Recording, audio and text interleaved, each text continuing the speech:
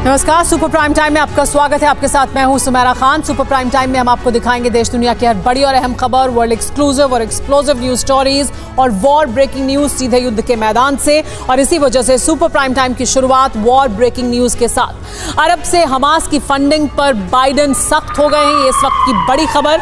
अरब देशों पर हमास को फंड न देने का दबाव बनाया जा रहा है बाइडेन द्वारा। इजराइल को आयरन डोम का जखीरा देगा अमेरिका, ये बड़ी जानकारी निकलकर सामने आ रही है। तो लगातार अमेरिका की तरफ से मदद भी पहुंचाई जा रही है और हमास को हो रही मदद को रोकने की कोशिश भी है। गाजा पर इजराइल का हवाई हमला भी देखने को मिला है। एक और बड़ी खबर यह कि कई धमाकों से दहला है गाजा और आसमान में धुएं का गुबार दूर दूर तक दिखाई दे रहा है गाजा में, जिस तरह के हमले किए गए हैं गाजा पर। लेकिन इजराइल की बम वर्षा देखने को मिल रही है। इजराइल के लगातार कई बम हमले देखने को मिले हैं। आसमान में कई फीट ऊंचा गुबार दिखाई दिया। हमले में कई इमारतें नष्ट होने की खबर भी सामने आ रही है, क्योंकि इजराइल की तरफ से लगातार कई बम हमले किए गए हैं, जिसकी वजह से कई इमारतों को नुकसान पहुंचा, ऐसी जानकारी मिल रही है।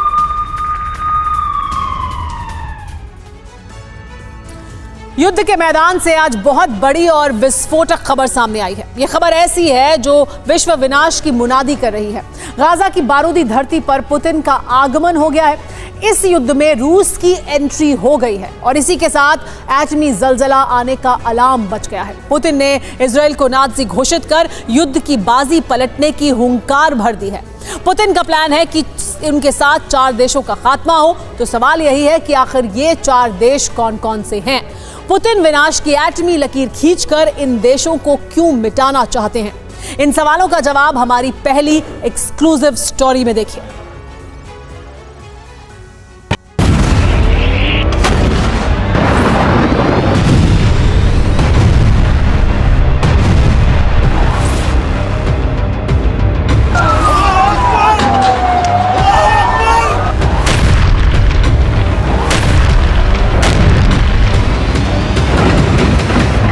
विनाश की ये आग और विकराल होने वाली है।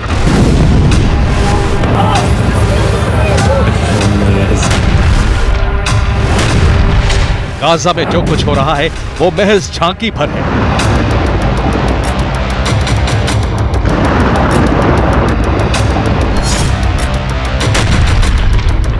यहां तबाही का असली तूफान तो अब आने जा रहा है।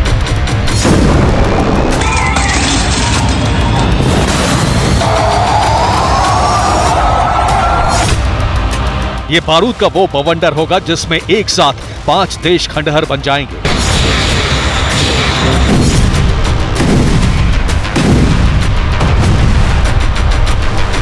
खौफनाक ऐलान इसलिए क्योंकि गाजा युद्ध में पुतिन की एंट्री हो गई है। गाजा ने पुतिन को मौका दे दिया है, लिहाजा उन्होंने यूक्रेन पार्ट 2 प्लान एक्टिवेट कर दिया है। पुतिन ने पश्चिमी देशों के खिलाफ विनाश का जो प्लान 2 महीने पहले बनाया था, उसे अब लॉन्च कर दिया है। इस प्लान का नाम है यूक्रेन पार्ट 2।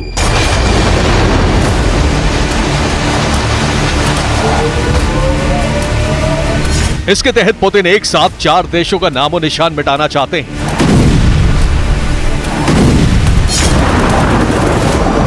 इजराइल हमास युद्ध ने पुतिन को सुनहरा अवसर दे दिया है।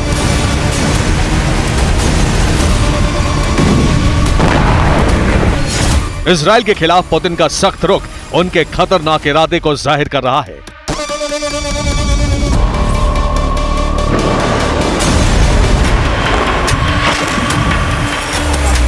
नेतन्याहू लगातार हमास को नाजी घोषित कर रहे हैं। हमास के लड़ाकों को नाजी बताकर इजरायली सेना गाजा पर लगातार मिसाइलें बरसा रही है।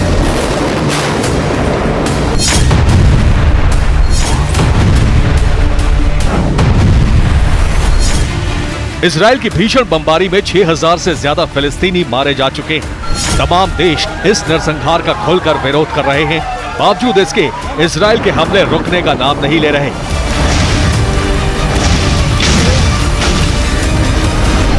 בעוצמה אדירה.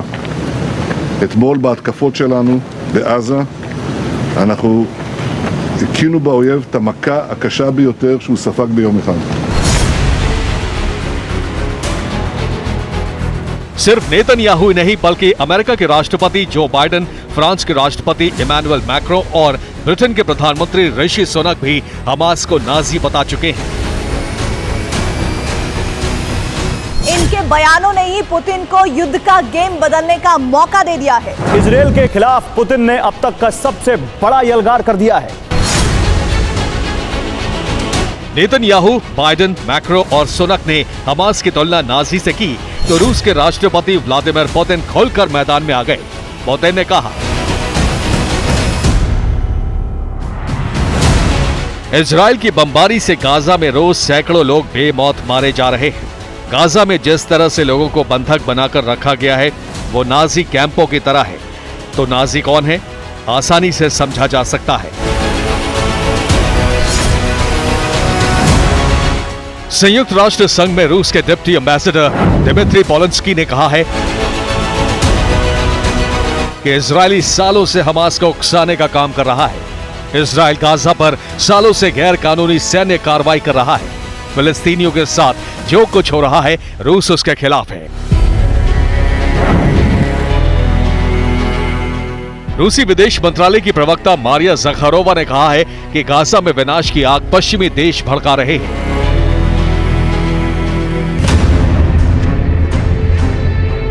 जाहिर है रूस इजरायल के खिलाफ खुलकर खड़ा हो गया है।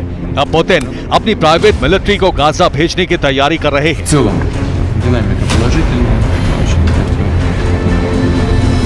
मंगलवार को ही चेचन के चीफ रमजान कादिरोव इजरायल को धमकी दे चुके हैं। माना जा रहा है कि पुतिन ने सिग्नल दे दिया है। इसके बाद कई मर्सिनरी ग्रुप गाजा में युद्ध के लिए पहुंच सकते हैं।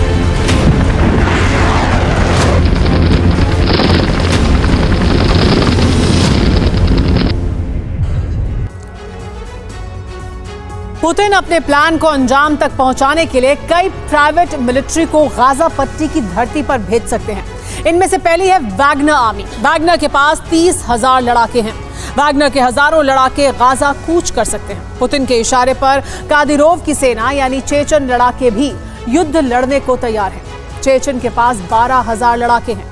इसके अलावा पुतिन 5,000 बशकीर फाइटर को मिडिल ईस्ट की जंग में उतारने की तैयारी कर चुके हैं।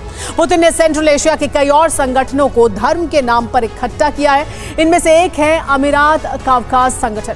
इसके पास करीब 6,000 लड़ाके हैं। इस्लामिक जिहाद यूनियन के पास 3,000 लड़ाके हैं।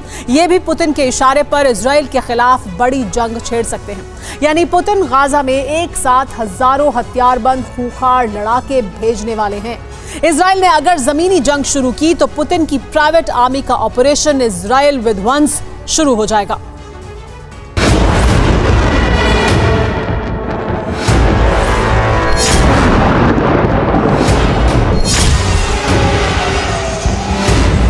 मतलब यह है कि गाजा में पुतिन का यूक्रेन पार्ट 2 शुरू होने वाला है।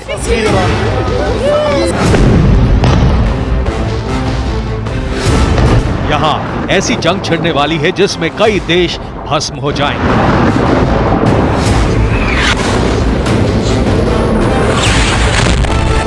सवाल यह है कि आखिर पुतिन ने अचानक गाजा युद्ध में एंट्री क्यों ली? इसके पीछे की वजह क्या है?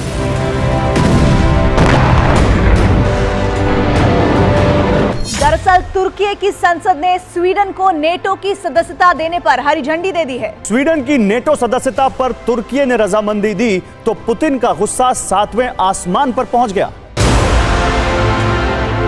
पहले फिनलैंड और अब स्वीडन, रूस के 2 पड़ोसी देश नेटो के साथ जा चुके हैं। ये पुतिन को किसी भी सूरत में कबूल नहीं। यही वजह है कि अब उन्होंने अमेरिका और उसके करीबी देशों से बदला लेने का ऑपरेशन लॉन्च कर दिया है।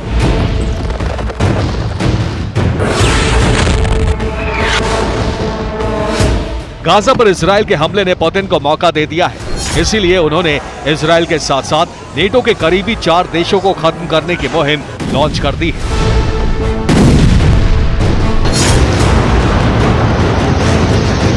ये देश हैं फिनलैंड, स्वीडन, यूक्रेन और इजरायल। फिनलैंड नेटो में शामिल हो चुका है। इससे पुतिन बहुत पहले से ही भड़के हुए हैं। स्वीडन भी नेटो के साथ जा रहा है। इससे पुतिन का गुस्सा बेकाबू हो गया है। रूसी सेना यूक्रेन को मिटाने की बारूदी मुहिम लगातार चला रही है।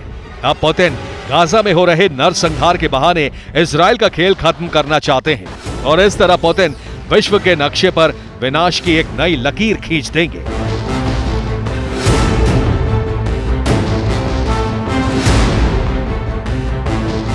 रूसी ड्यूमा ने भी ऐलान कर दिया है कि पुतिन का ऑपरेशन यूक्रेन पार्ट 2 शुरू हो चुका है।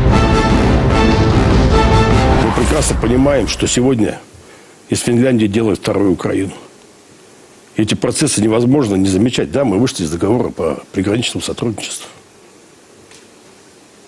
Но сегодня те настроения, которые разогреваются в рамках Финляндии.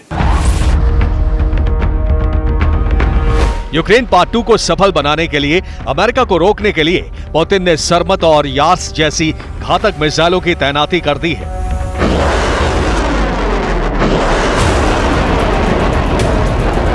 इतना ही नहीं, अमेरिकी सेना पर नजर रखने के लिए स्पेस में नई सैटेलाइट पार्क कर दी है।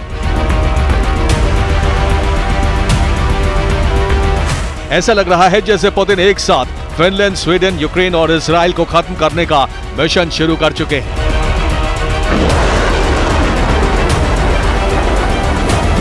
अगर अमेरिका और नेटो पुतिन को रोकने की कोशिश करते हैं तो उनसे भी निपटने की तैयारी है। Bureau report, TV9 Bharatvarsh.